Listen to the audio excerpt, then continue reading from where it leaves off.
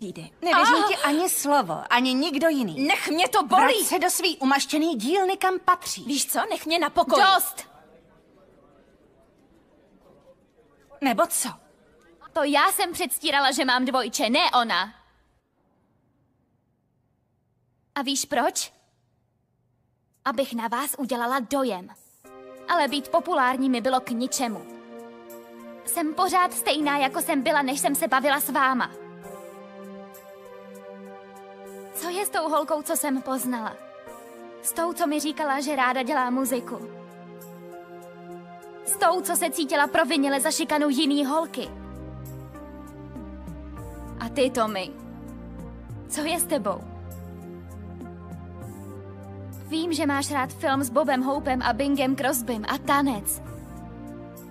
Tvůj nejoblíbenější předmět bylo herectví. Ale vyměnil si to za fotbalový dres, který nemáš ani rád. A Buzzy? Ty jsi mi řekl, že bys byl radši v orchestru, než ve fotbalovém týmu. Ale bojíš se, že by se ti všichni smáli, že jsi šprt z orchestru. Debbie a Liz. Obě máte rádi poezii, ale stydíte se číst knížky.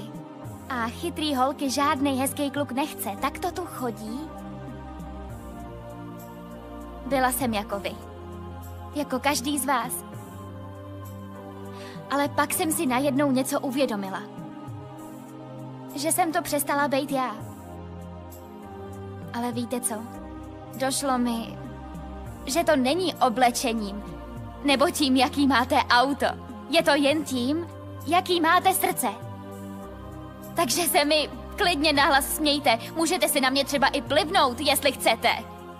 Ale mně se líbí, kdo jsem. A je mi jedno, jestli vám ne. Už se kvůli nikomu měnit nebudu.